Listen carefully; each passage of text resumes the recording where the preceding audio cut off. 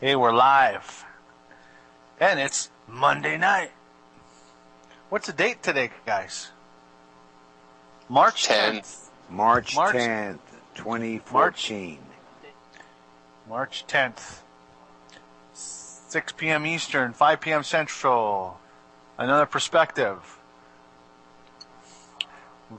Who's here today? We got Dr. No and Patrick Jordan joining us from the Grain Ghetto. What happened to you last week, Patrick? They cut my wire.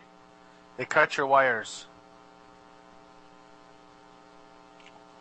Did you heal the wires? Did you fix them? I sent love and light down the line, and it welded them shut.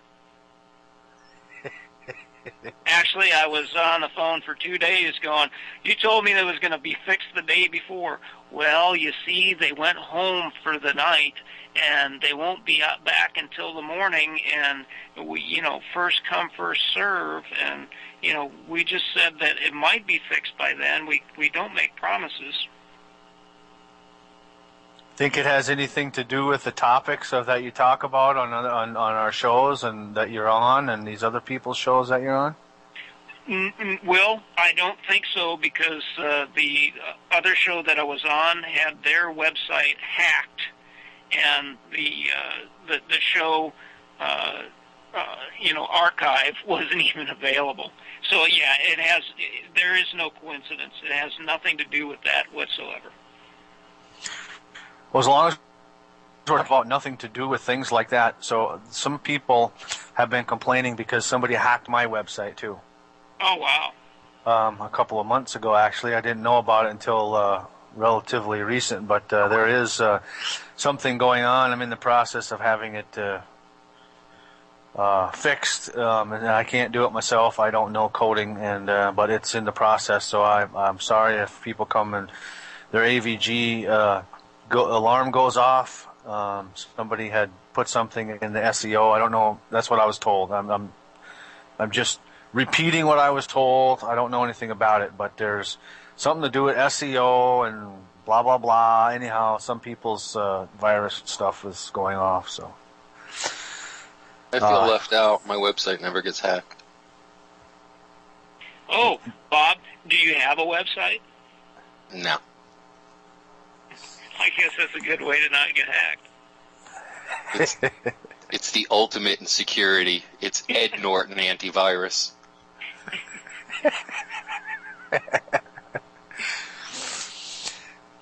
We had a request from a listener. Did you got that? Yeah, I got that too, and I appreciate our dear friend Eddie. Thank goodness for Eddie. He wants to talk about. Here, I'll just read the email. Eddie, he said he doesn't mind, so. He goes, I wanted to ask if you could talk on Monday about the structure that has the world bent to its knees. The globalist, Illuminati, darker called technocratic parasitic power pyramid, whatever you want to call it, that controls us. Its tiers, and its whose are the players on different tiers. How do the chain of command work on different tiers? Hoping for a great show on Monday. Well, hope away.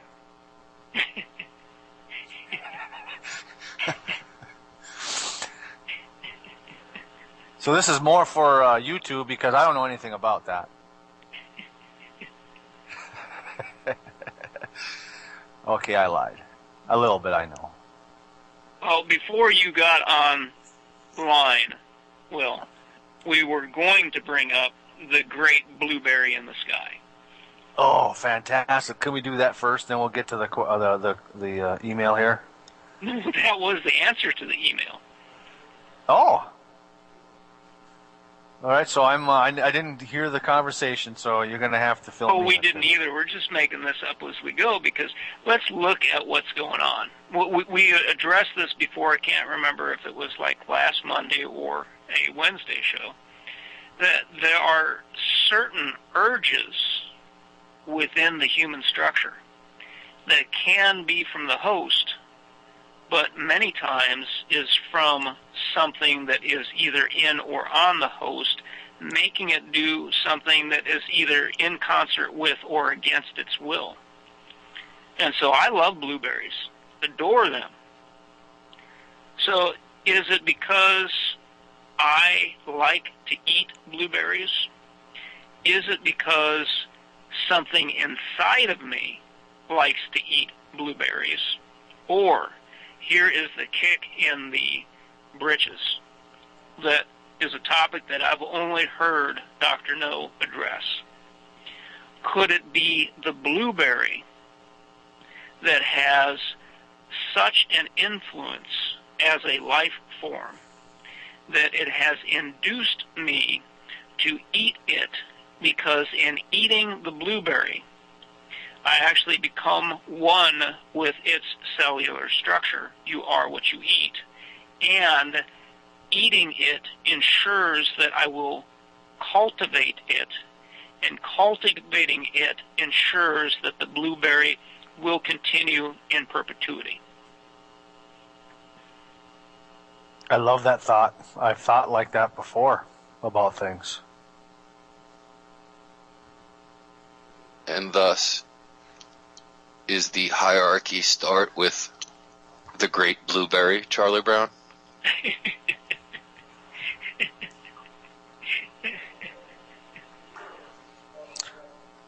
And I'm laughing, but, folks, I'm dead serious, man. I'm dead. This is the kind of thing we have to explore. I think this is the format to just do that, too. Because all other talking points have been given to us. Let's talk about what we know. Well, this could be fractaled out and fractaled in, because this is, so is it the parasites and the funguses, the bacteria, the pathogens inside of us that want us to eat certain things, or is it the other way around? The other certain things want those pathogens and parasites to eat them, and we're just the mode of transportation and to logistics to get the job done. We're the trucking company. Yeah, right.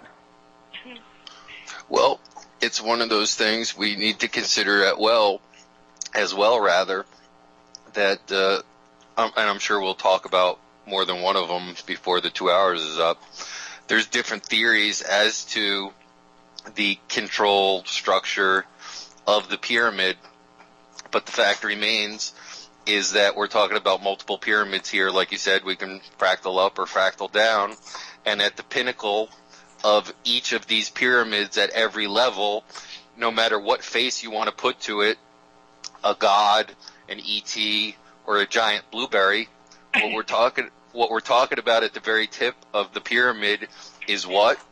Some form of parasite. Something that is the natural predator of the human species. Everything has this structure, though. This is called life.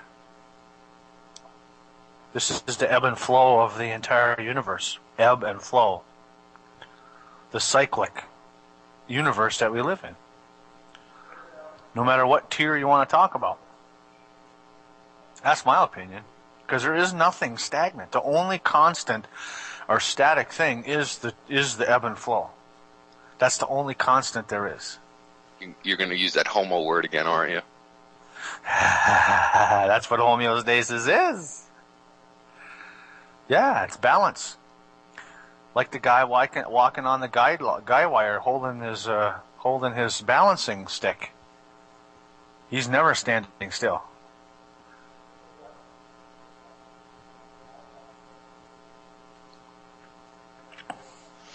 And so, like Patrick said, the next thing we must examine is what makes us susceptible to this predation. How willing a participant are we? And on top of that, what mechanisms do they use to ensure our enslavement to them or the success of their predation? Which we can talk about many things once again, depending upon what magnitude we examine the pyramid on. Let's start on a little pyramid scale, because our existence is dependent on the balance of microorganisms in us, because vitamins are really mycotoxins. They're created by the microorganisms. They're there. They're the gatekeepers in our gut lining, as well as our nervous system and so forth. It's only when they go pathogenic is there's a problem. You see, we're living in a pathogenic, parasitic situation on a larger pyramid scale, fractaled out. On a global scale, whether you want to look at it at a global scale or a countrywide state or a state, I mean, we're living in the middle of a parasitic, well, he calls it parasitic power pyramid. Oh, I like that. Wow. Yeah, thank you, Eddie. Eddie's a young man in Germany. He's from the Ukraine, and actually he's been filling me in on what's going on over there. And if you're watching regular news, even a lot of the alternate news, you don't hear this stuff. This is what I love, talking with people around the world, talking about things like what's going on in the Ukraine, because he's from there, and his family's there. And this parasitic power pyramid, I call it the white cancer. It's a European perpetuated. If you want to talk about it far back, the ones that the other parasites that came from the Middle East over the Caucasian mountains to Europe. It's the parasitic tribes. Now they're infecting more of the planet. And it just got really good at it. It's kind of like a bad case of MRSA.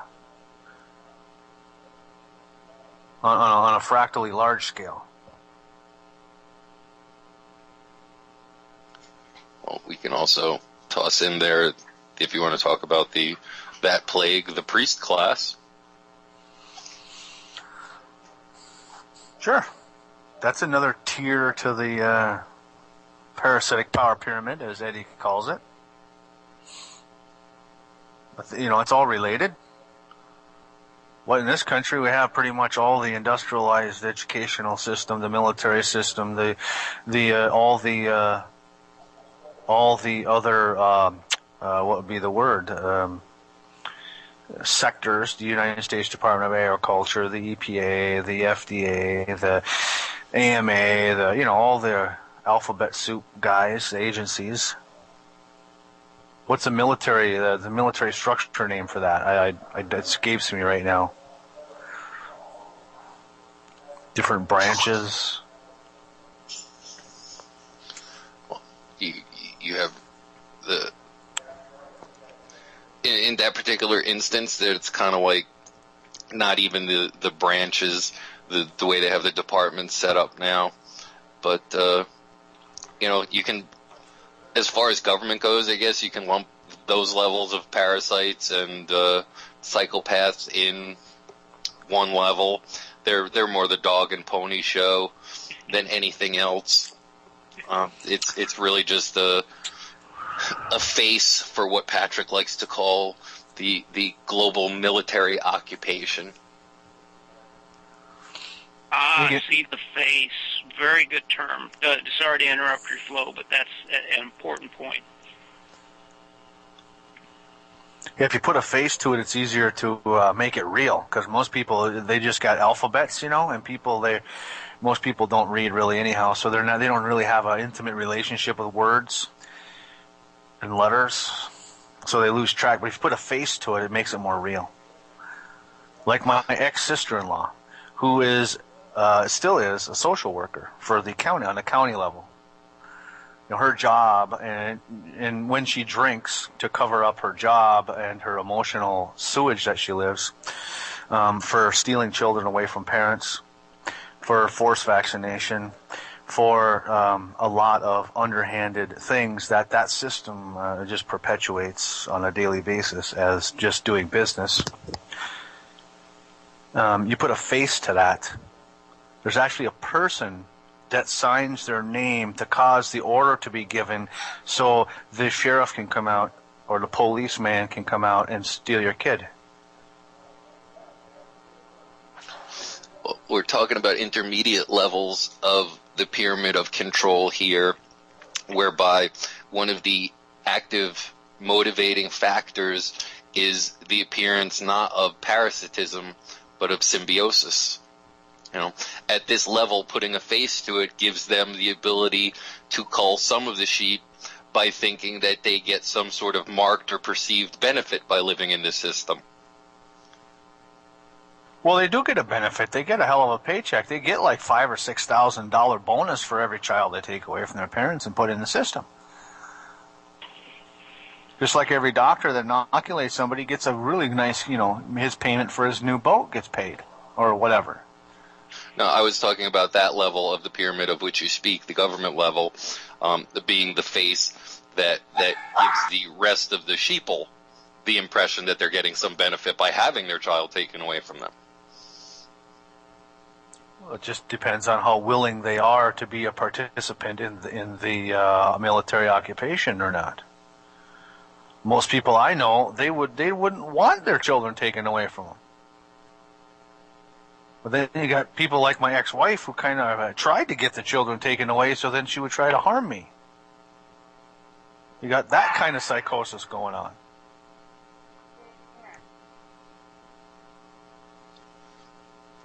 And then behind that level, what else do we have? We have, of course, the involvement of the corporations who are manipulating the strings of the political puppets. Oh, you mean like the guy now they have ushered in as the president of the Ukraine, who is one of the global bankers, who just like got volunteered to step up to be the president immediately. That kind of pawn you're talking about? Yeah, and we can skip over the corporate level and go straight to the bankster level, which is the next level up, because you can't have the corporations without the banksters.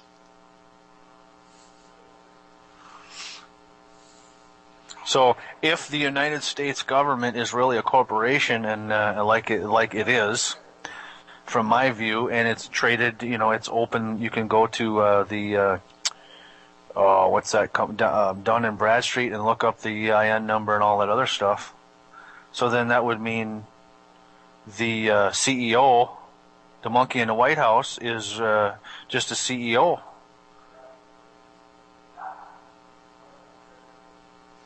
Actually, depending upon whose research you look at, the owner of the Corporation of the United States of America is the Archbishop of Washington, D.C. The Archbishop. Yeah, that's a pretty interesting factoid that some people are trying to get some research on to find out if that is so. But if you go to a website called manta.com, you can look up corporate structures, and the Corporation of the United States is owned by the Archbishop of Washington, D.C. Didn't know they had such a thing.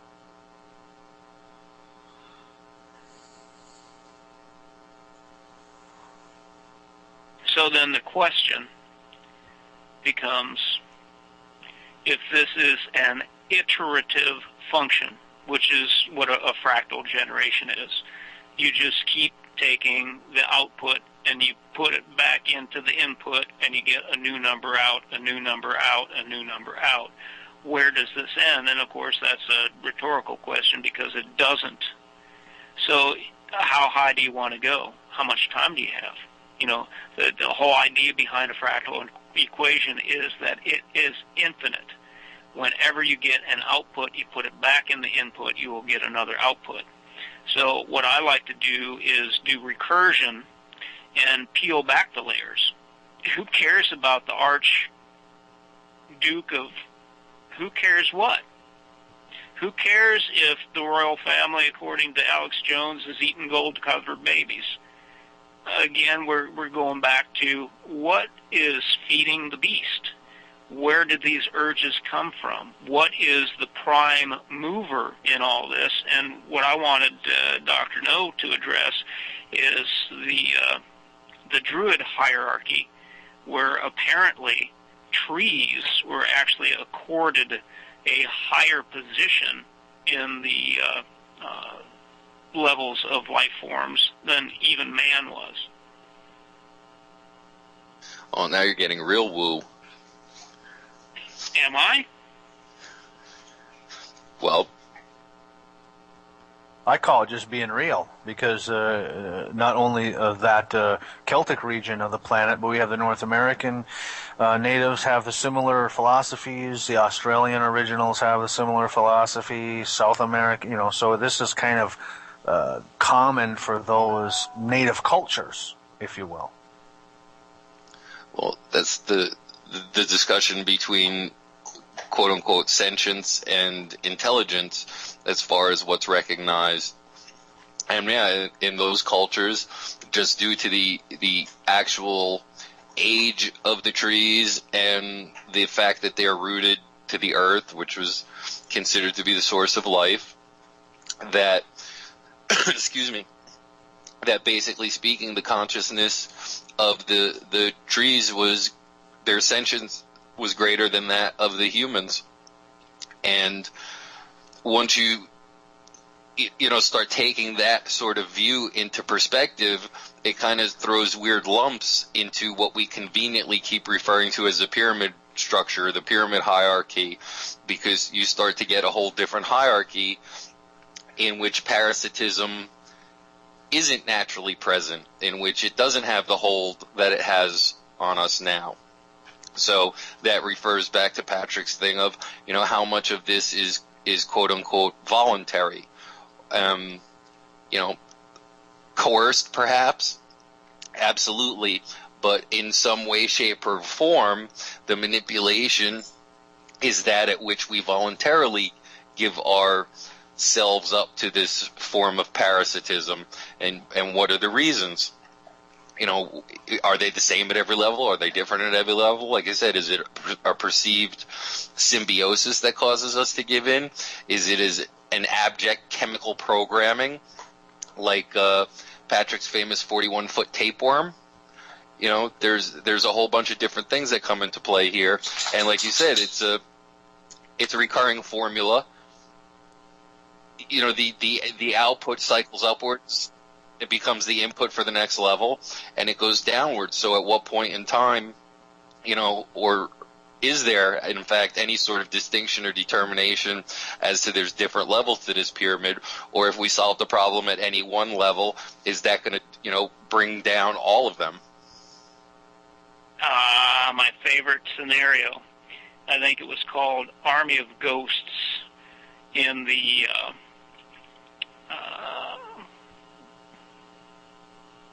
Doctor Who series, where people were fitted with cyber control units in their heads, and as soon as the link to the Cybermen was severed, everybody just dropped over dead. I'm wondering if that wasn't just a precursor of a documentary of what they're doing here now in this country. Well, if you see the post-show kind of like behind the scenes that they do after the airing of those episodes, he was given we're not on A channel, a shit-eaten grin smile, making a nod to cell phones and the entire connectivity of the human species. Connectivity, just like mycorrhizal hyphae in the soil connect the roots of plants for communication, just like the non-coding RNA in yeast can set up neural networks within a human infected host. This is the Borg. It has this hive mind connection, and so instead of caring about the Archbishop of Booga Booga Land, instead of caring about any of the people that we perceive, and that was what you guys were saying, the ones on the face of this operation. If we go down, if we just reduce the numbers from these insanely huge calculations, and we get closer to one, what is that one thing that started the equation by feeding the function generator? The desire to live, and the desire to perpetuate and multiply and continue to grow. Well, let's examine that in your example of the, did you say sister-in-law? The social X. worker? X. Okay. You got to put that big X right there in Okay. front. She could do anything she wanted to. She could quit her job. I ate peanut butter and jelly sandwiches so I would not work for the hive. She could choose to not do that. And so that addresses what Dr. No was saying, that, are we being co-opted by things that are so far beyond our control, like a yeast infection making us eat Krispy Kremes? Or is it, I really like Krispy Kremes. I think I will continue to abuse people because it benefits me. Well, at that level, you are forced to look at the single biggest component, visible component of their control, public component of their control, and that is the fiat currency monetary system and the way they have it structured, so that, hopping off of that Ferris or the gerbil wheel, hamster wheel, whatever you want to call it. I like Ferris wheel. You like Ferris wheel? Okay, Yeah, we're on Ferris wheel. I like Ferris wheel too. So hopping off that Ferris wheel isn't something that most people are willing to look at to do or capable of doing or whatever, simply because of the amount of control that's put upon the people by having it in the materium to begin with. So can we get back to the blueberry? Oh yeah, I want to hear. I want to hear the blueberry. The whole thing that ties this together is your ex-sister-in-law needs to make a living. Well, let's, as we always do on these shows, let's define what making a living is. You got to eat. Obviously, she doesn't live anywhere where she can have ground to be exposed to natural microbes, natural ones, to grow her own food. If you can't grow your own food, you can't eat. And so even if she wanted to quit her job, it's the scarlet question on Gone with the Wind. Where would I go? What would I do? Well, see, there's the thing is she does live in a rural setting, but she's pretty much surrounded by conventional pesticide, corn, beans, and potatoes. Did you say porn? Yeah, I said corn as in CORN. You know, the stuff that is actually got a patent number and is actually considered a pesticide? I thought you said P as in Pat. Oh. No, sorry. I like that, though. I'm hearing things. It's not what you guys are saying. I like what I'm hearing. Well, also, too, we're so big on definitions here, you referred to it as making a living. Okay? Well, what is it to make a living? To eat, have shelter, have what? Look at what we've expanded making a living into. You talked about the internet, the cell phones, and the ability of the parasites to construct neural nets, et cetera, et cetera. And there's an interesting distinction to be made there, of course, because the A word has to come in here at some point, the Archons. Mm-hmm. Okay? And look at what's happened. This digitization, the simulation, the how of, we'll just take communication for that instance. The yeast that you talk about, they communicate naturally. They communicate with each other. They communicate seamlessly. They have an ability to communicate with each other that all human beings once had. For some reason, that ability for us to communicate, shall we say, energetically, has been usurped. We're no longer able to do it. But we are offered these wonderful simulations of the ability to communicate energetically in the form of a cell phone. But once you have that digital simulation in there, then what comes along with it? There comes along that whole thing of not having one, of being spied upon, of not being able to to be able to afford one. I need to have my Obama phone, whatever you want to do. It's the interjection of some sort of seductive simulation of a once natural ability that creates this artificial component of the term making a living. Notice how that is, making a living. It's like you can't live on your own. You have to make it out of something external outside of yourself. Not just living. There's no just living. I am living. I grow my own food. I eat my own food. I live in my own house. I do what I want without being, my favorite word. The word that predated the word tax was called excise, which is a surgical term, which means to cut out. So it doesn't matter if you're the mafia or the established government. They want their cut. They are surgically excising life force from you because time is money. Time is labor. Labor is blood, sweat, and tears. They are extracting your life the same way that 40-foot-long tapeworm would be eating what you ate. So they're using their incisors to grind you to a pulp so then they could swallow you, just like a piece of food. And once given that picture, people then come to that point in the road where they have to make a choice of, am I going to continue to feed the beast, or am I going to resist? And don't forget, people can check out the archives of these shows. We've covered this topic many times. When you try to destroy a tapeworm, if you use conventional methods, it will fight back. It will use chemical warfare in your own guts to make you convinced that you do not want to excise it. Not just a tapeworm. All the other larger parasites, even the cellular parasites, like the Borrelias, the Bertonellas, and the other Lyme bacterias, it's the same thing.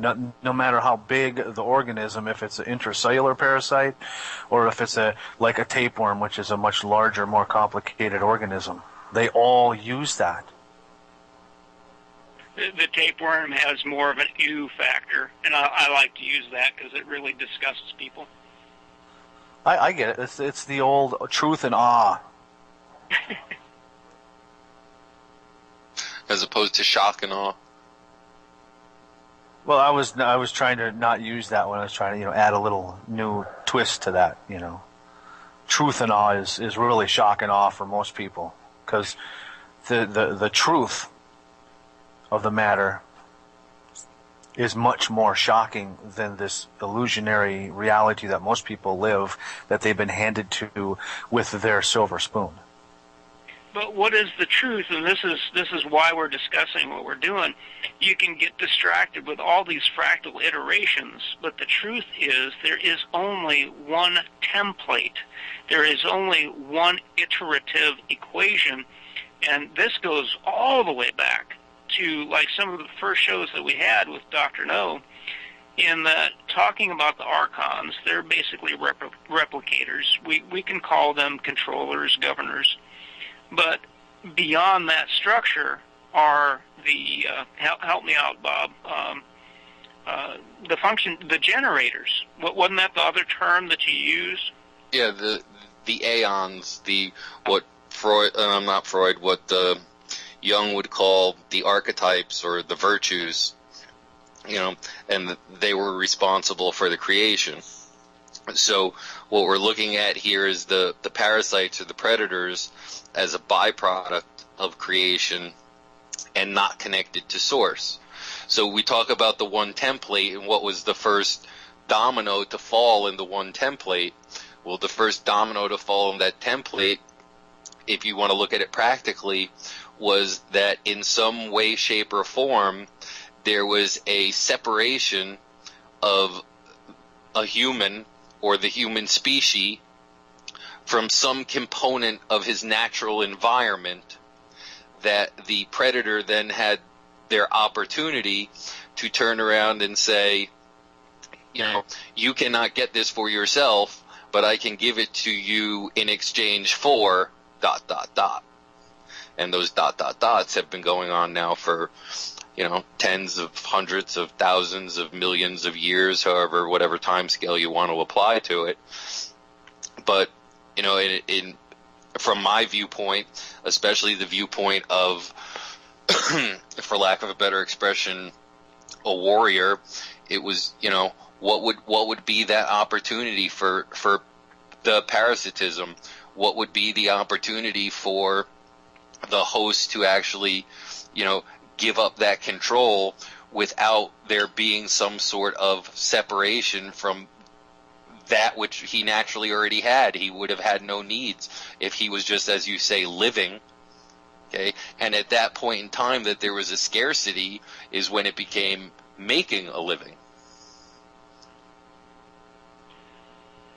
Expand on that separation. This is very intriguing. The separation from the natural world? You tell me, man. I'm listening. Well, if you want to look at it from a more simplistic term, like to take the complications of modern society out of it. If you want to look at it from a more simplistic term, there's a situation that exists. You can call it a primitive tribe, a group of people, a collective, whatever you want. There's a group of people that are, you know, living in some land, and they could be hunter-gatherers, they could be whatever, okay? And let's just suppose that they live in what we would consider to be a world of abundance. You know, there's no scarcity. Okay, so at some particular point in time, they are living a happy life, doing whatever it is that they do. They don't have any cell phones, they don't have any computers, whatever, but they don't know of these things, so they're not concerned about them. So at some point in time, there needs to begin this parasitic infection, and we'll call it the parasitic infection on the human level. If they are living in relative peace and relative harmony, then any parasites that they're living with, you know, internally, if you want to look at that level, are not pathogenic. They're living in some sort of homeostasis, as Dr. Spencer would say, and they are providing digestive benefit to the host organism, and everything's fine. So basically speaking, what we have here is a world of imbalance, and we need to tip that balance somehow. So there needs to be some form of scarcity. Okay? There needs to be some form of separation from the natural world, from the natural order, that in some way, shape, or form makes these primitive peoples turn to somebody else. Okay? So, you know, well, what could that be? Could that be some form of natural disaster? Could it be some form of intervention by some other species? I mean, basically speaking, we don't know. Okay? But that would be like at the simplest level. If you want to kick it up a few thousand years and you get into the world of the rational, quote-unquote, being, then you look at what we recognize historically to be the beginnings of the control system, and that was this. The separation from nature was represented by what is collectively known as the Saturnalian Brotherhood, the Serpents, the Dark Brotherhood, the Black Brotherhood. It's got all kinds of names. I refer to them as the priest class. But at some point in time, someone turned around and offered a sort of spiritual separation. The birth of the patriarchal external control myths, whereby you are born in some form of damaged state. You are born in some way inherently disconnected from nature, and in some form you need to have redemption, and you cannot find this redemption on your own. This redemption has to be offered to you through me, And I will gladly do this for you in return for the fact that I don't actually have to do any work for a living or provide for myself, and you must need to provide for me. So once again, there's that representation of a separation from nature. So you can look at it like from a biological, nutritional separation, a physical need separation. You can take the next step up and look at it from some form of spiritual separation. And that's basically speaking, if you say there's one template here, that to me is the base of the template, no matter where or how you want to apply it. Okay? And if you look at population nowadays, we're born into this meme where there's almost complete and total separation. That we are not naturally capable of providing for ourselves in any way, shape, or form. We need somebody to take care of us spiritually, physically, mentally. Nobody's really independent anymore. And it's facilitated through the quote-unquote medium of exchange of currency. Which once again is interesting that we call it currency. And how do we measure electrical energy? We measure it in currency, because that's what the fiat currencies are. It's a representation of our energy that's not, a part of our ecosystem of our planet anymore, but an energy that's being usurped from us to keep us weak, to keep us from reconnecting, to keep us from getting back to that state whereby we became vulnerable to parasitism in the first place. Well, here's some on a national scale, the vulnerability of a parasite group, and you referred to the Brotherhood. Well, we have just newly appointed Brotherhood affiliates, mostly from the Islamic and Muslim world in the Washington D.C. here.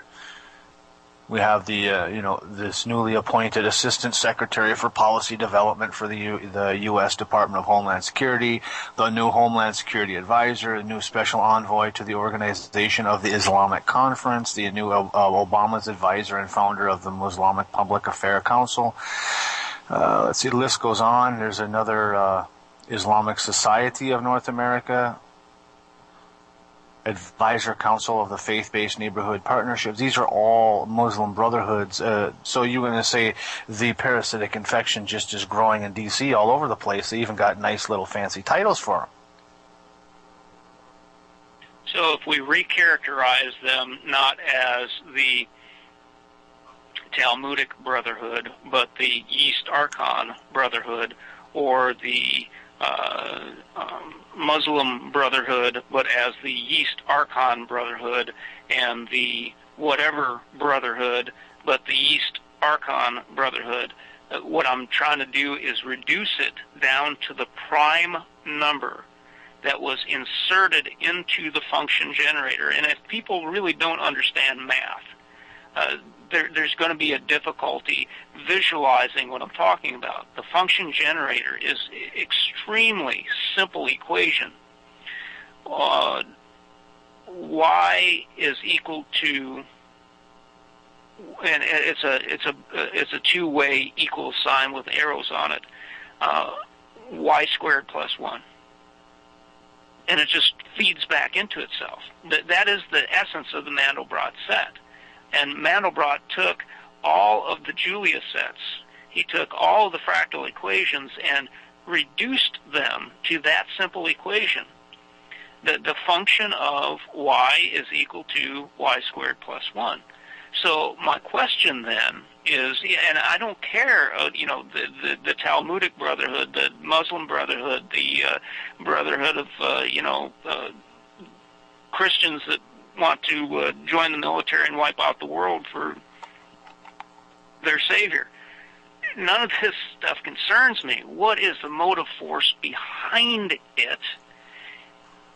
And then we have to ask, this function generator, these generators, these aeons, was this equation, was this format fundamentally damaged? What was the equation itself harmed, or did these archons just were they able to put in what you would consider a souring frequency, like putting a number in that you would not normally want because it makes the picture go all wonky. Does that make sense? Yeah, it makes sense. And we're talking about here, the great unknown, so I'll give you what my spiritual perspective or take on this is. The spiritual perspective is this. The thing that we refer to as the Archon, as the parasite, according to the cosmology, according to multiple cosmologies, you can look at this way. It is a contempt for the human species due to the fact that it in and of itself is synthetic, meaning it has no connection to source. It has no creativity. It has no ability to imagine, to dream, to whatever you want to call it, to, be human, for lack of a better expression. And as such, there is a natural contempt in the parasite for the human being. Okay? So it's, the answer to your question is almost too simple from the standpoint of, if you want to know why, because that's what it does. And that's why it does it absent malice. It's just its function. Its function is to prey on us. Okay? And as such, for as long as it's existed, it has looked for the means to insert itself into the function that you describe and throw the monkey wrench in there. So before Will says anything, and I'm sorry to talk over the top of you, Will, what has to be noted here is that Dr. No just reinforced the most important point that can ever be made. The function of the Archon is nothing but to destroy. That's all they're good for. And Will, you weren't here when we did the last show, and I don't know if you listened to the archives. Not yet. But what I had said in the previous conversation with Bob and me was that it's my considered opinion, being immersed in the medical, I call it the meta-kill organization, that things like yeast are obligated to create dead and dying tissue because that's what feeds it. And this is hand in hand with what Bob just said. They have one function, and that function is their perpetuation. So everything that they touch will be caused to be dying or dead because that's their food. And actually, if you want to be technical about it, in the terms of their function is destruction, it's not only death or dying, but it is the actual conversion of us into them. Okay? When they want to destroy, they want to destroy that which makes us unique to our species and do the Borg thing and absorb them into their species. But there's a dilemma. There's a dilemma because there's a synergistic relationship here that maybe they just don't realize. Without us, they don't exist in that regard. They lose their mode of their locomotion ability. They lose the puppet on the end of their strings. Well, that's the genius of it, and that's what Patrick describes. It's not just a matter of some sort of blind rage here. It's an actual natural process, and this can be, take the fractal out. Okay, if you want to call them the powers that be, the government, the priest class, blah blah blah blah blah, whatever you want to call them, they have for thousands, be conservative, for 100 years. They have maintained the ability to destroy this planet in its entirety and every human being on it. Okay, and every generation I've claimed this. Every generation claims the ego trip of being the generation that's going to live to the end times, as if that's some sort of badge of honor. Oh, yeah, okay, yeah. It's just to hang around and wait and live for your end time, and do nothing in the process. The fact remains is that if they did kill all of us, what you said would be true. Then they would cease to exist as well. It's a very more finely intricate dance there, like Patrick describes. The host, the parasite doesn't just randomly kill the host. The parasite may kill the host when it's of benefit to the parasite, which is once again what we see in the macro world. They have no problem killing us by the millions when it produces an overall greater benefit for their survivability. So it's not just a matter of destruction as in annihilation. It's the destruction of what we are while we're alive, so to speak. Not just our biological death, but the destruction of our uniqueness as a species. So that in the terms of the Borg, resistance is futile. What resistance? Right. We have genetically altered bipeds today that are willingly throwing themselves into the mix to be willful puppets at the end of that string. Just like my ex-sister-in-law. She loves her job. She makes a lot of money at it. She loves what she's doing to the point of actually bragging. Well, and once again, there's an interesting observation too, and we've spoken about this in the past, and it comes up again. The duality thing bites us in the ass all the time.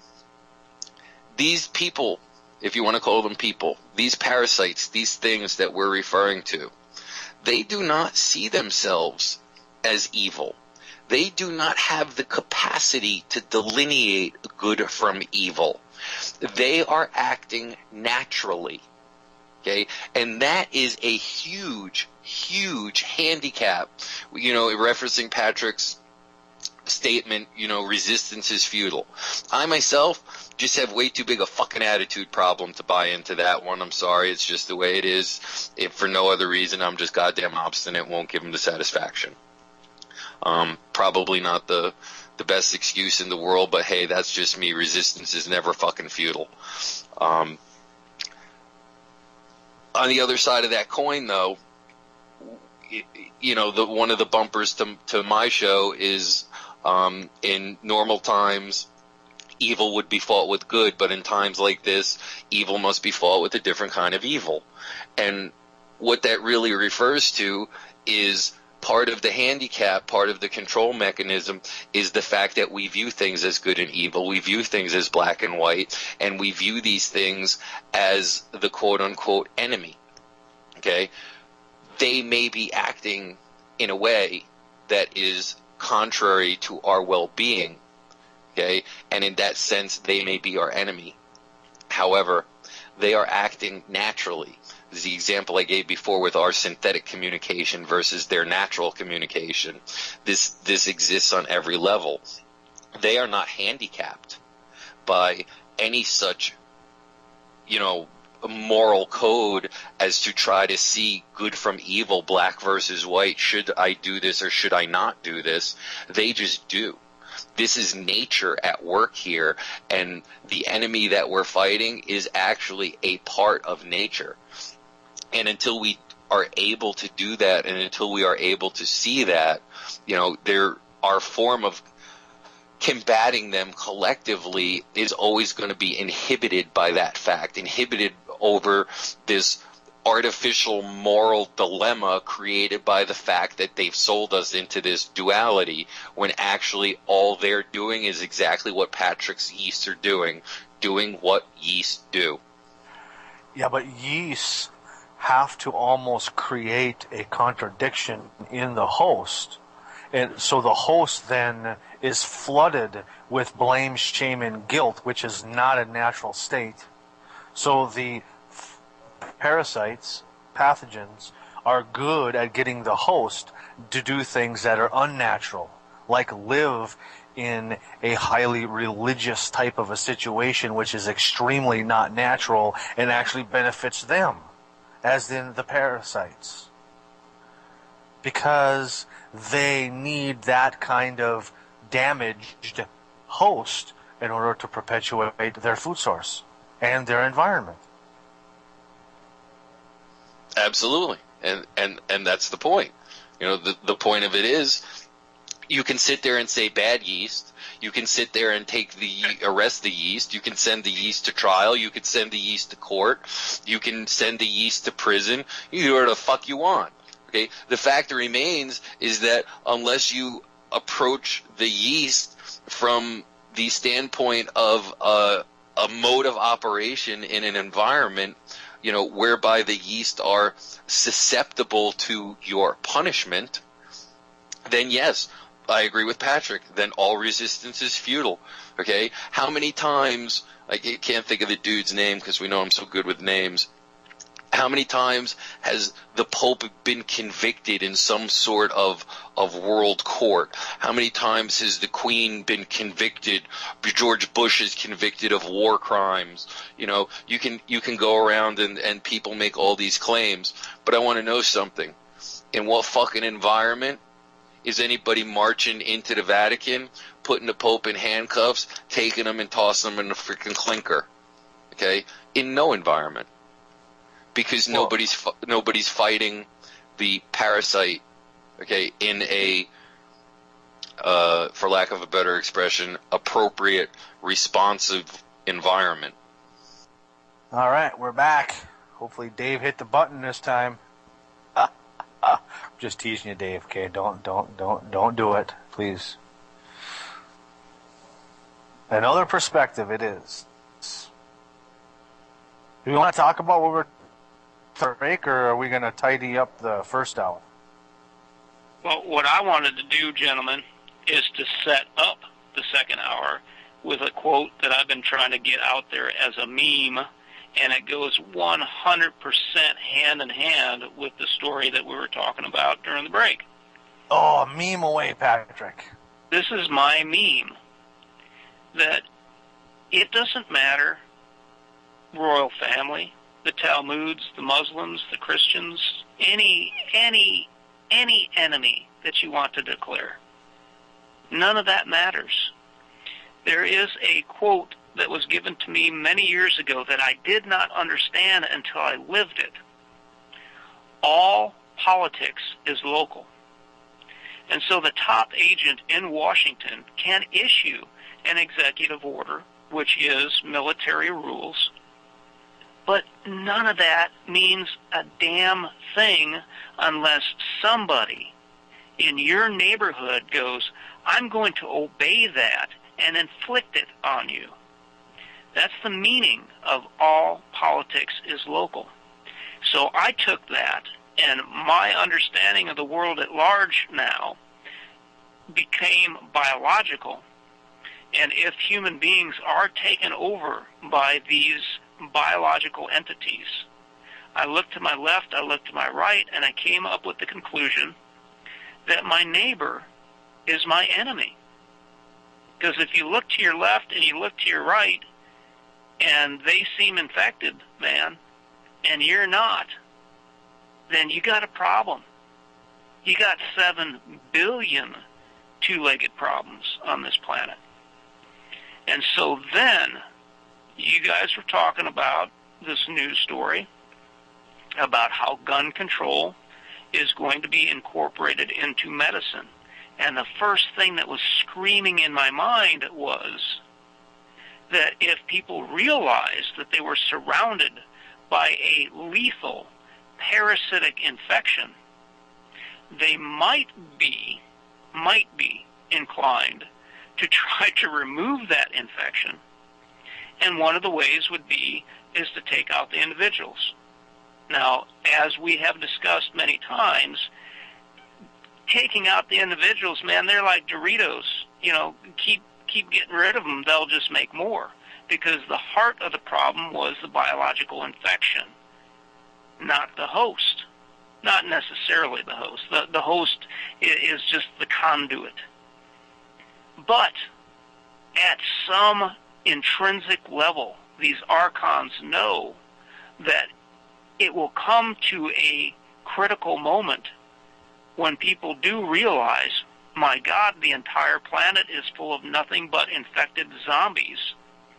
And so it's going to do everything it can. This is that like animal instinct of minimizing risk. It's going to do everything it can to take the fire sticks out of the hands of anyone who might think that they had a chance at remediating 7 billion problems.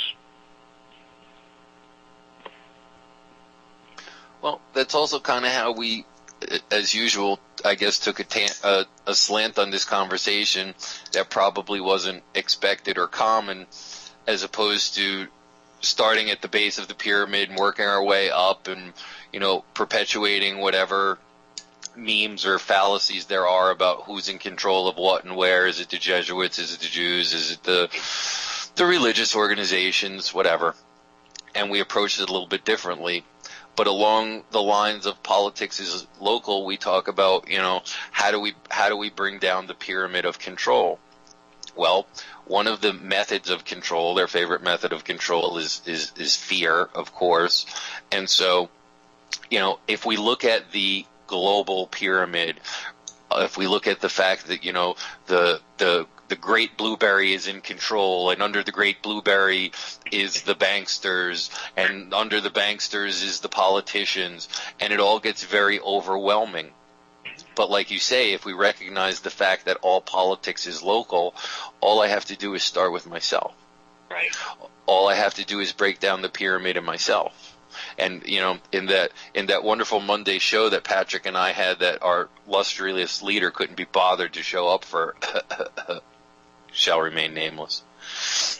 We had actually talked,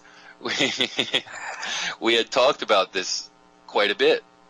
We spoke of what the base of the pyramid looks like, and the actual base of the pyramid is an inverted pyramid buried in the ground. And at the pinnacle of that pyramid, holding the whole thing up, is I.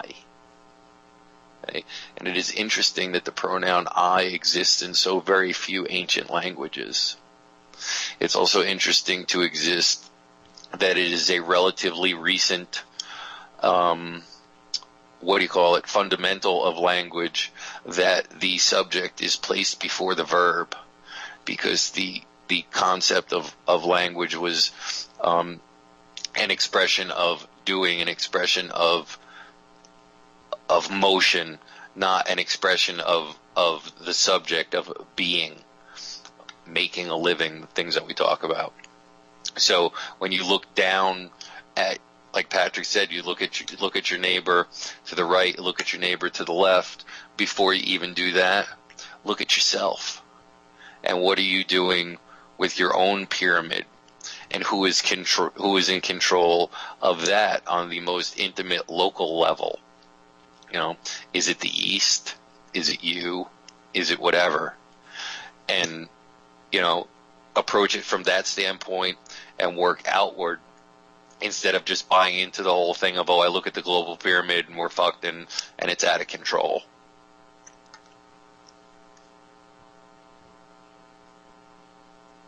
It's very interesting, your concept of the inverted pyramid being the foundation for the pyramid that becomes the face of the evil, the danger, the threat, which on the dollar bill, that ancient black magic's spell has the capstone of the all-seeing eye on the top pyramid, and you just completely inverted that did what I call the opposite day, and now people really have to examine in themselves, how am I?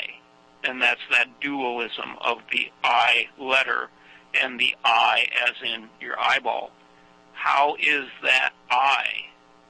How am I being the foundation of what we see as being wrong? Well, that concept isn't mine, actually. You know as well that's a Keeley thing. But the interesting observation there is that the Great Pyramid is not capped. Everybody says there was a cap on it, the cap is missing. The Great Pyramid is not capped because it's not complete. The only pyramid that is capped with the eye on it is exactly the one that we are holding up. It's the inverted one upside down. That is the one with the eye capstone. The actual vertical pyramid, the part we see above ground, is not capped. It is not complete. They are not there yet. So that's another part of my attitude of resistance is futile. It is the symbol, by their own admission, that they have not the power over us that we think they have over us. It was explained to me that the only reason that they have to say resistance is futile is because resistance is not futile. Therefore, they have to tell you that to convince you, because if you did resist, they would probably fail. Just like any other programming, they have to repeat the billboards over and over, or the commercials every 7 minutes, to get you to believe the lie. And just like any other program, the programming creates what they refer to as ghosts in the machine, snippets of code, unintended consequences of their actions, mutations, if you want to call them that. Another thing that we've spoken of is the fact that for all the things they do to us, say biologically, that harm, a certain percentage of the population, what percentage of the population gets an immunity to it? What percentage of the population becomes stronger because of it? That which does not kill me makes me stronger. Okay? These are all natural things that we have in our favor, and once again, this is the urgency they have of keeping us separated from nature. This is their urgency they have in keeping us in the pharmacological warfare system, in the agricultural warfare system, in all their little systems. Well, they're not even systems, they're battlefields. Okay? This is the urgency they have keeping us in those battlefields, because they don't want us to turn around and look and say that nature provides the answer. Nature always had provided the answer. Hey, sometimes the answer is not pretty. Sometimes the answer is extinction. But you know what? If that's nature's answer, that's the answer. Nature's going to deal with it the way nature's going to deal with it, even though we might not agree. I totally am aligned with that. Sometimes the tapeworm overcomes the host. Sometimes the host overcomes the tapeworm. And sometimes Patrick just hits it with a bigger hammer. Repeatedly, just the tail of it. With what's it called? Malice. Usually the tail that's sticking out, though. And see, that's the dangerous part. That tail usually has millions and millions of eggs per section to start the whole thing all over again. That's the brilliance of nature. It's like all these fail-safes are like built in. Nature knows how to play chess. It's the genetically altered human species of today that has lost that intrinsic ability, that intuitive ability to work with nature. Because of why? Because of the arrogance of that ego and the genetic manipulation. So let's look at this in terms of the first Alien movie. Ash, the android, was examining the headhugger alien under the microscope, and Ripley came in and asked him about it, and he was describing, that it was exchanging its cells for basically armor, making it, and he said, making it one tough little son of a bitch. And she says, yeah, and you let him in the airlock. So I look at this as a Gnostic mystery school documentary of there had to have been some kind of crack in the foundation of the function generator, or some co-option of the human species that allowed the parasite in. What was that mechanism? Because if it was a break, if you can identify a break, you can repair it. If this was a big steel-hulled ship in the middle of the ocean, you would be running the bilge pumps to make sure that you didn't go down, but you'd be doing everything you could to weld on plates onto the hull of the ship to make sure that no more water came in. And this is why we go off into these tangents that, people might open up a topic and say, please talk about this. We ain't going to talk about what the world is talking about, because they're missing the fact that the ship is going down and it needs to be fixed. What went wrong? So that's kind of like spending all our time talking about the structure and talking about all this stuff, when in reality it doesn't really matter to that point, because that's all illusion. That has nothing to pertain to reality. How can you say something in 3 sentences that take me a half an hour? That's why I sit here and marinate while you're talking, and I'm like, oh, okay, is that really what you're saying? What I said, man. But so we yet can it's all edit out, related. the half hour of my rambling. Oh no, this is going to be really good when we get the books. When we get the books printed up, this will be good. People will need to hear the dialogue. Well, the common word that's bandied about once again, what let it in? Well, it's interesting too in the movie, what let it in? Was it a who that let the alien in, or was it a what that let the alien in? Very nicely done there. Yeah, but it might not even be that at all. It might be the alien who created the human to then point the finger back at the alien. So it gets lost in translation. It's a chicken and egg. What came first? All woo on us. Yeah, but really, I mean, this is just my childlike nature. Really, okay, so if we're that dependent on these microorganisms for our existence, would it be possible that maybe they created us, so then they could then move around and do things? Well, I'll go one woo further on you then. Okay. The teaching is that this is the result of the creation of wisdom without intent, okay, without direction. And what that speaks of is this. We'll use the Sophianic Gnostic creation myth, since it's probably the most well-known. The creation of our planet and the subsequent creation of the parasites was due to the result of Sophia, who is wisdom, acting without her consort, Telestes, which is purpose of aim. Okay? Fundamentally saying that the thing that makes us susceptible to the parasitic invasion is the quest for wisdom without direction, which is what we would call ego indulgence.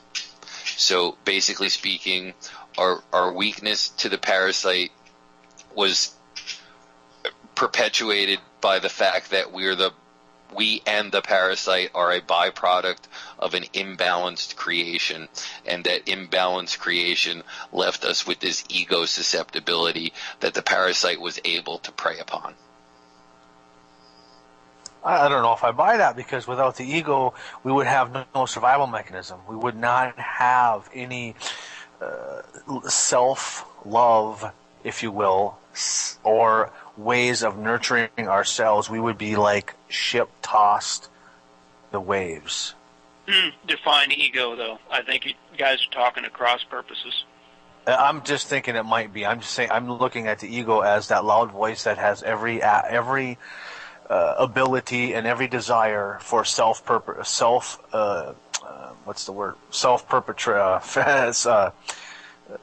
Preservation. Look, it's preservation. Thank you very much. And looking out for self first. It's just that I think that ego aspect has gone pathogenic. But see, ego then defined by the Archons would demonize that. They would do the opposite day and say, oh, ego is bad. Self-preservation is bad. The biology of aggression. We're back into a Wednesday show topic. Right. Demonize aggression. Aggression is what keeps you alive. And if it wasn't for aggression, you wouldn't pull the carrot out of the ground to eat. You wouldn't. Very nice. Thank you for all you vegans out there.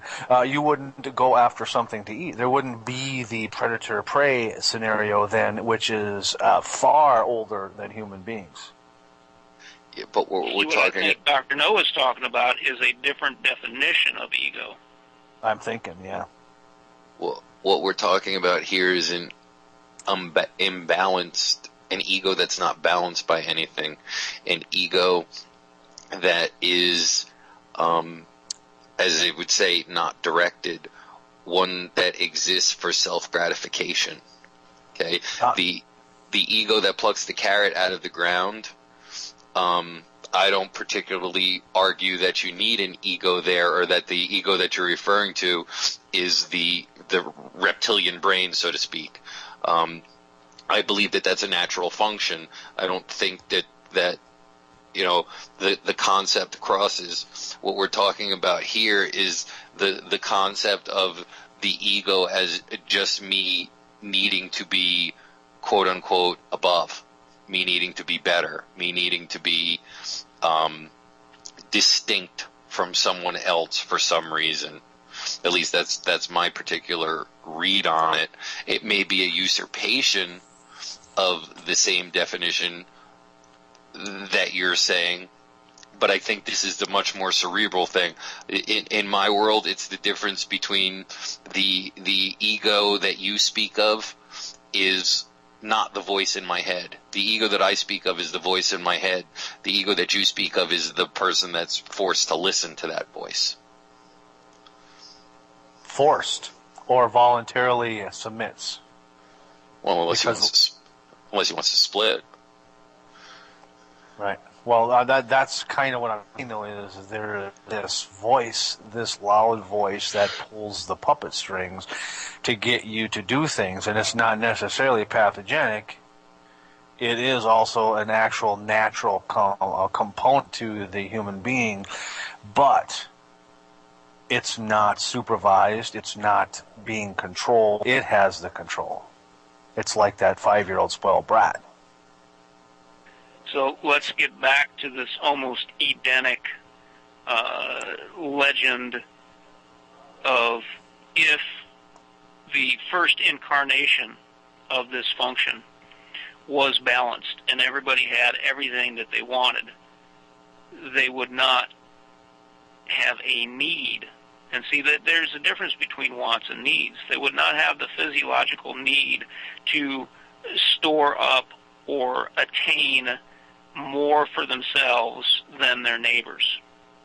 Oh, you mean like the Native Americans here before the white man came? If things were in balance.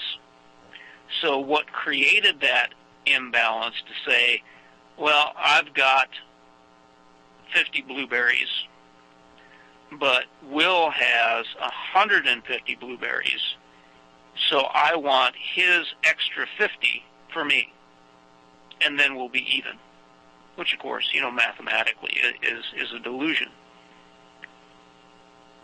What created that imbalance?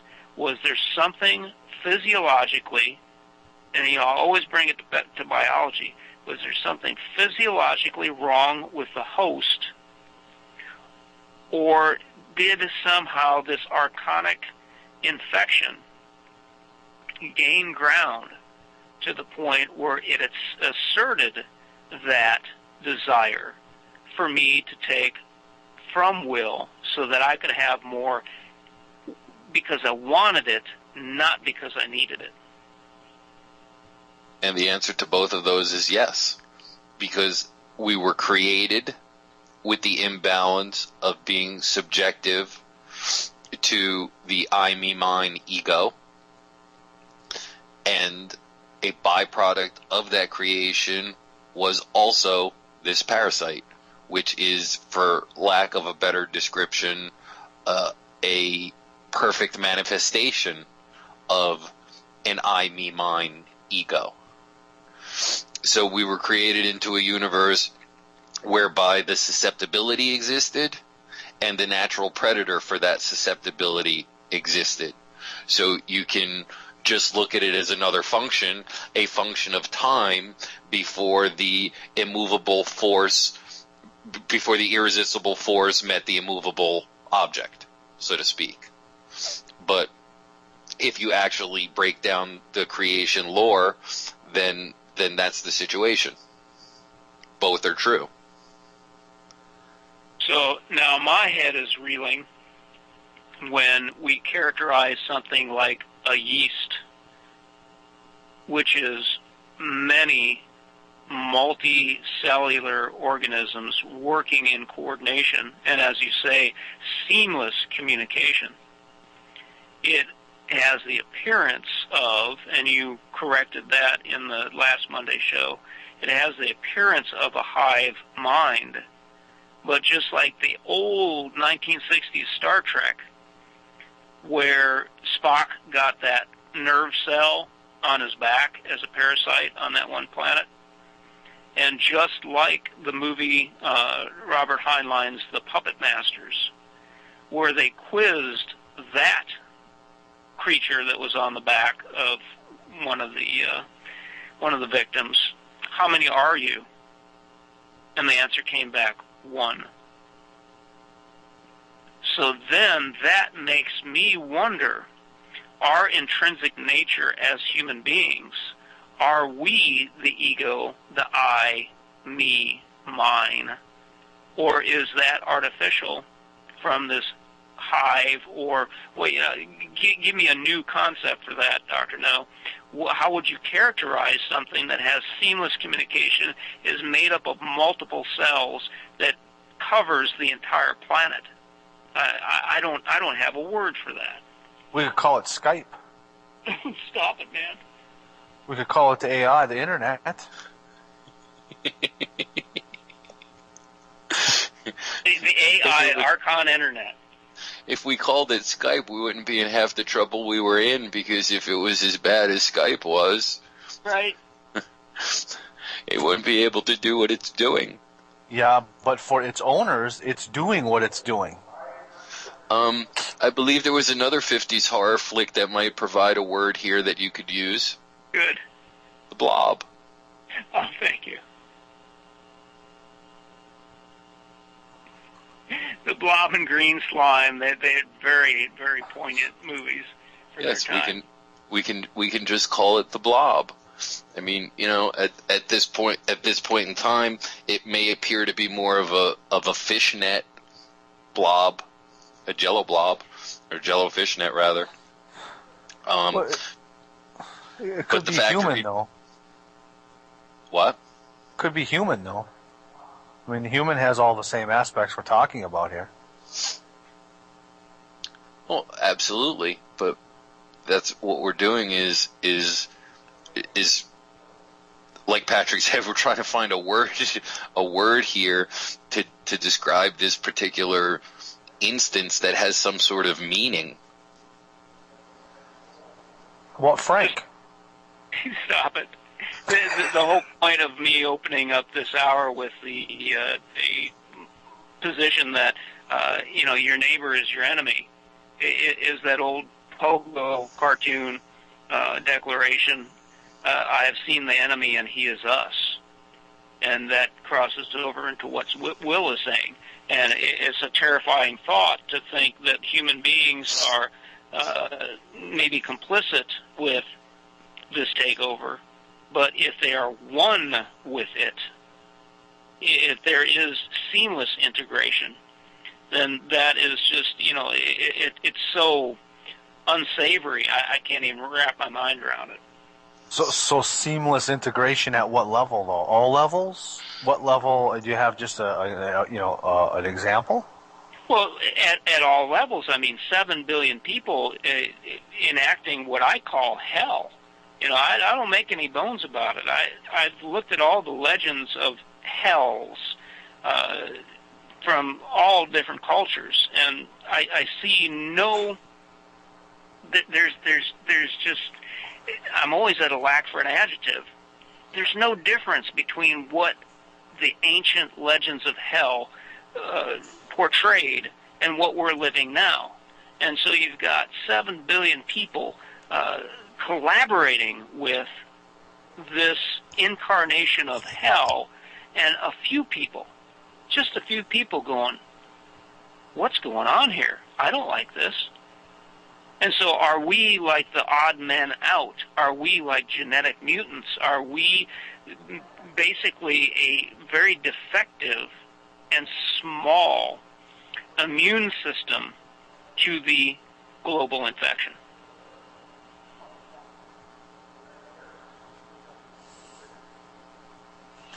Well, I think that's an interesting point, especially if you look at it this way. Is you say we are the few. What you have to realize is everybody seems to think that, because one of the things that we do that's different, that we actually tend to get in trouble for a lot, is we burn all the sacred cows because we're carnivores. And of these 7 billion people, if it was 7 billion people being complicit in a vertical integration, this game would have been over a long time ago. Okay? It's really the situation of there's so many different levels to be complicit on that any one particular individual can be like complicit on 2 or 3 or 4 of them, and then maintain some sort of defiance on others. So it becomes an overall net effect. It's not like one individual is co-opted completely and absorbed into the Borg. It's like a slow takeover.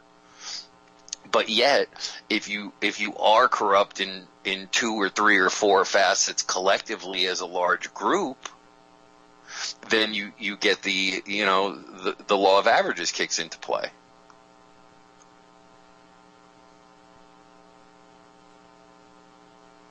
My point is, think about how many people are out there that don't see themselves as being complicit because they don't see a particular conspiracy or control mechanism in their area of complacency. But that's only coming from their little knothole in the fence, because they can't see, because it's in their blind spots.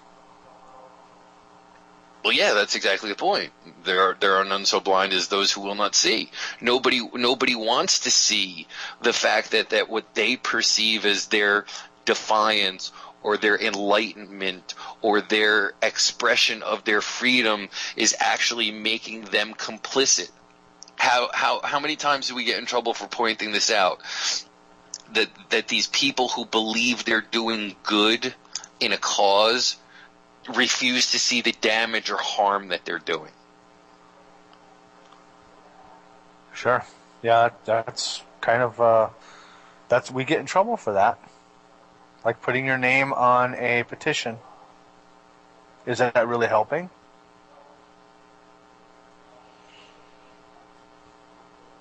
Helps the other side make a call list. Right. Look at, here's an obvious yet, common example. You look at people who are into the whole natural nutrition thing. They're down with the Dr. Wil Spencer. They're down with the natural thing. They're down with living with nature. They're down with this. They may have an organic farm. They're this, they're that, they're whatever. And they're like completely and totally into evangelical, Bible-thumping, organized religion. Okay, that's a fairly common one. That's a very common one. Okay, so what you and I and Patrick would see as an obvious philosophical dichotomy, these people see as a seamless integration into their being, awake and aware and independent and good. So that's just an example, folks. That's just a topic here they're talking about. So just to let you know, because we actually deal with several genres of society. That's just one. I'm not fussy. I talk with just about anybody. You're apologizing on my behalf? No, I'm not apologizing on your behalf. I'm not apologizing. I'm saying that the broad, here's the big perspective here, though. You just made one example of a group, and there's lots of different groups. That's what I'm saying. We're not judgmental. I'm not looking at the Candida as a bad thing. I'm not looking as any of these organized little groups, if you will, as anything bad or good, because I don't look at things from that perspective. Hey, it doesn't even have to be a group. It can just be an individual thing. It could be an individual choice. How many times have I said it? Democrats, pro-choice, against capital punishment. Republicans, pro-life, for capital punishment. The dichotomies abound, and people don't take a step back, or they completely crack under the cognitive dissonance. But no, we'll talk about the eye on the pyramid again. Your own personal value system. What is your own personal value system? Do you have an absolute value for human life? Or is your value for human life more situational? Are you a situationally ethical person? Is it okay to kill sometimes and not okay to kill other times? Is it okay to kill when somebody else says it's okay to kill? Are you the absolute determinant of whether or not you're going to kill? It's the eye on the pyramid. It's that personal value system. And if you have dichotomies or flaws or contradictions in your personal value system, then as you expand yourself out practically into society, you are going to become more susceptible to being preyed upon because of those dichotomies. And yes, and this is where the groups get formed, and this is where the expression "never underestimate the stupidity of people in masses, in large masses" comes from.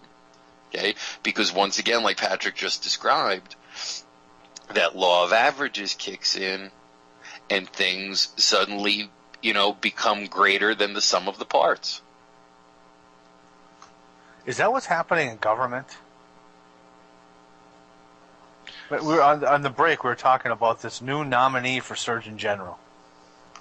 The guy with the Botox lips. That's really not from this country.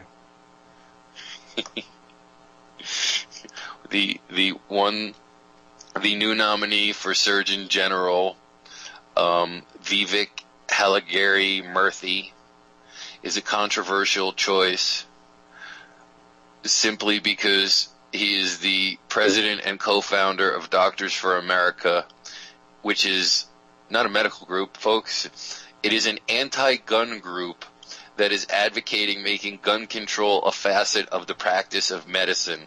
Yes, having secured a stranglehold on the actual cure of disease, the medical system has now decided that it can branch out into gun control. His group, which has been dubbed Docs versus Glocks, has pushed Congress to ban assault weapons and high-capacity magazines. He also wants to spend more tax dollars, because we have so many spares of those, on more research to prove that fewer guns means a lower crime rate. What What? I was just going to say, don't forget his fully.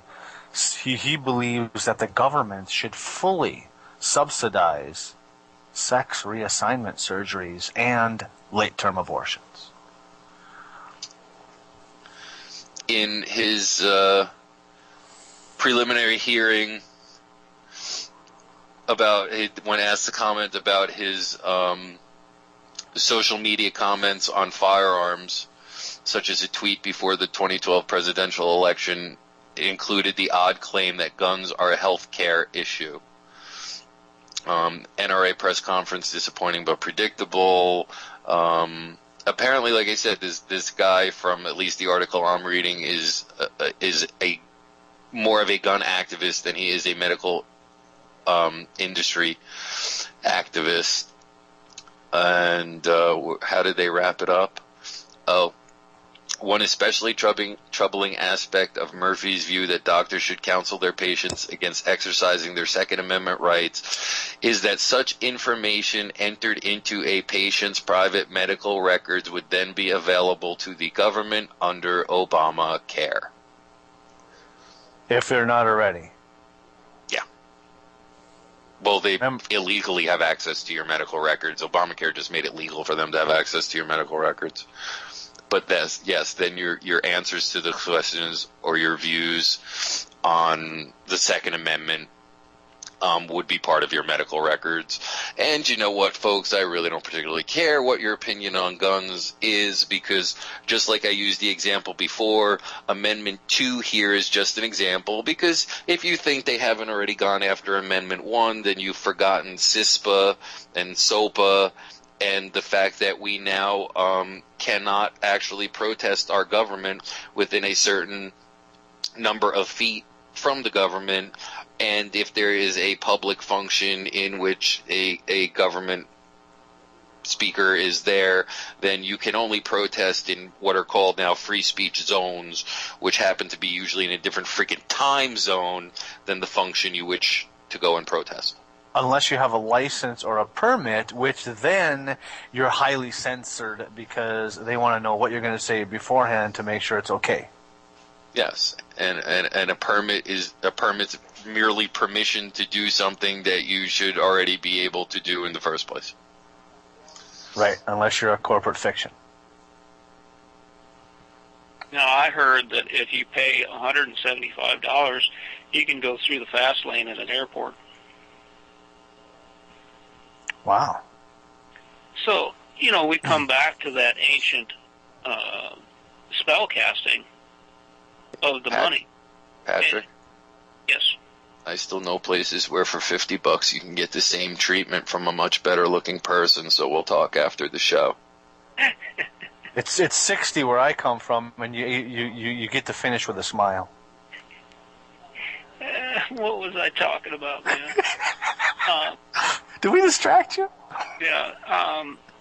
So, is it really, is the spell, does it, because, this is why I got cut off my phone line, is when I was doing a show on RBN, we were talking about the fallacy of money. There is no such thing as money. And so, the Archons, the AI, it doesn't like that topic, that all black magics is like magic. The show, it's an illusion, okay? There is no such thing as money, but if you believe it, that's the beauty. Belief actually motivates people to action. If you believe there is something called money and that it can affect a change, then you will believe that people need to be detained at the airport, that people need to be searched and groped and violated in all sorts of ways and put in prison for whatever reason and have their DNA unzippered by terahertz scanners. You will believe that because of the spell. And so, the greenback is inconsequential. The idea of money is inconsequential. It all becomes part of belief. And where does belief originate? In the mind. What are Archons called? Mind parasites. So we always come back to, I don't care about hierarchy. I don't care about groups or individuals. I don't care about the outward signs. What is going on inside the heads of these bipeds that actually align them as if they were lemmings or fish or herd animals to do the bidding of the single driver? And you and I have talked about this before, Will. The little kid with bare feet walking through the cow patties that can take an entire herd and simply, just by motion, drive them into, whatever, the barn to be milked, or the up the ramp into the carriers to be taken to the sale barn for slaughter. But see, it's not always in the head, though, because we have more brains areas than our head. It could be our gut brain. It could be our heart brain. Where are the pathogens and parasites located? It does not necessarily have to be in the gray matter between your ears. We have 7 different brains, at least. Point taken, and my overall point is that there is something that co-opted those control systems. Right. Yeah, I just wanted to widen that just a little bit. Here's another interesting observation for you, Patrick, then, because I know you're onto this one like a dog with a bone. You talk about the mind parasites and the body parasites. The actual literal physical description of the archons is that there were 2 kinds. One of them was a reptilian. The other one was what was described to appear to be an aborted fetus. So, use a little Patrick Jordan archetypical application there to what is the potential susceptibility of the host to those 2 literary representations. Oh, I really like this, man. Wonder if that's why they're putting aborted fetal tissue in Pepsi-Cola, McDonald's, vaccines, chemtrails, and all this other stuff. It's chicken or the egg. It's one creates the other creates the other. Right. One is an abject fear of some sort of external overpowering monster or alien, and the other is an internalized fear of being or underdeveloped. Still fear. Well, yeah, but talk about getting you coming and going. The fetal representation to me is that predation once again upon the unaimed or undirected ego, the ego for the satiation of self and self alone. Okay, and if that motivation doesn't exist, then we have the motivation of just the brute force and fear of something external and completely alien and whatever you want to call them, but just the stereotypical representation of the reptile as something that we inherently fear. This is why I like these bull sessions, because both of you brought to this discussion something that I had not been confronted with. Will had his interpretation, you had your interpretation, and what jumped into my mind the minute you opened this up was they have 2 avenues of control within the human brain. If we take this and do the archetypal application, that the reptile could represent the reptilian hindbrain, that emotive, reactive part of what's inside of all of us, as well as the aborted fetus. When you look at a fetus to a newborn infant, they are disproportionately head and brain. And so that informed me that perhaps we could look at this as also a cerebral route to control people. And so either whether it was gut instinct or higher thinking, they have a way to do either one, because I am confronted daily with people that are very intelligent, and they are so smart they can convince themselves to do the wrong thing.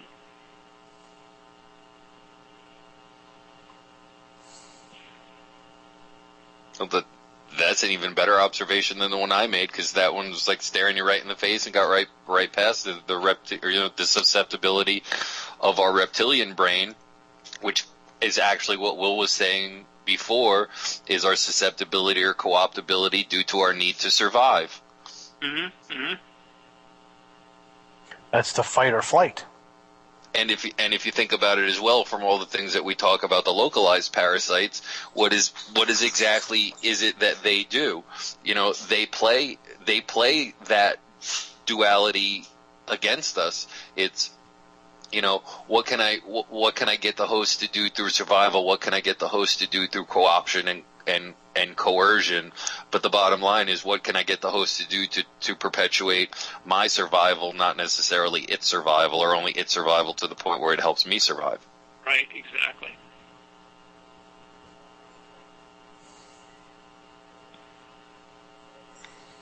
And that higher brain function does allow people to, like Will's ex-sister-in-law, rationalize these impulses. She enjoys what she does.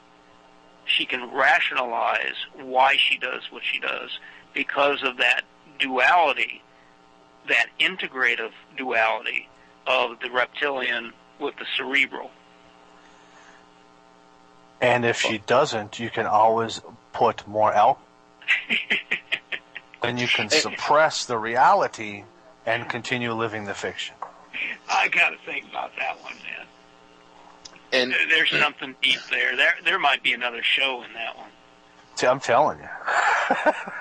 So let's think about it. Mormons and Muslims, they are like death on alcohol. That has always fascinated me. And Catholics aren't. Ain't that something? Except for the priest drinking that wine every communion.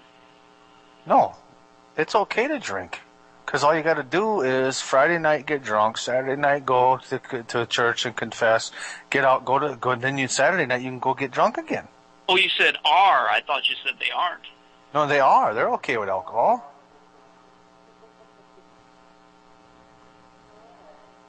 They don't look down upon that. It's actually one of their part of their rites of passage. You fold your hands, put your head down, you walk up to the front, you get a little bit of GMO grain, and you get a little bit of alcohol there. Spread your DNA amongst the crowd.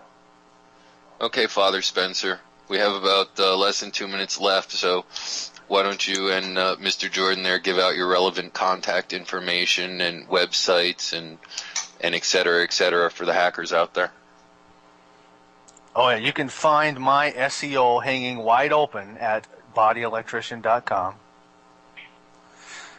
Or you can email, like Eddie does. He emails from Berlin, WIL at bodyelectrician.com.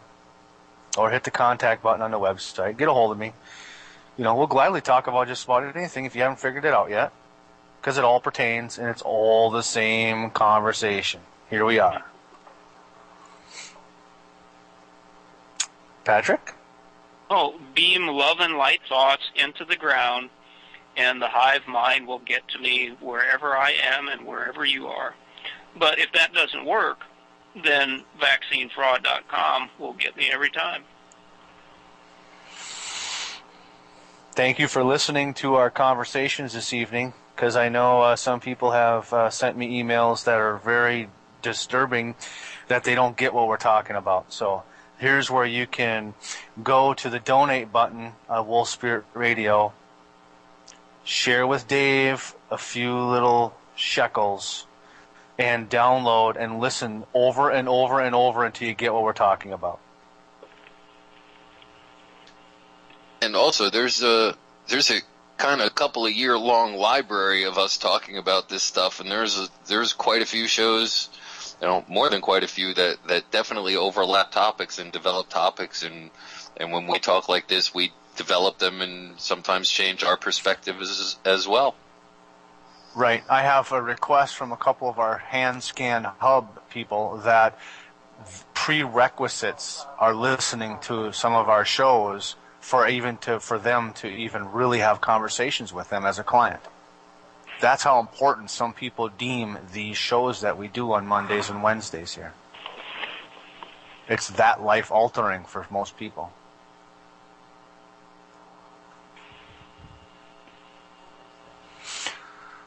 So we'll be back here on Wednesday afternoon, 1 p.m. Central Time, if anyone's interested. And thank you for being here. So I'm finished. And are we up with the time, Dave? Right on time. Thanks, Dave. All right, guys. Talk to you Wednesday, and I'll call you later. Okay. Talk to you later. Bye.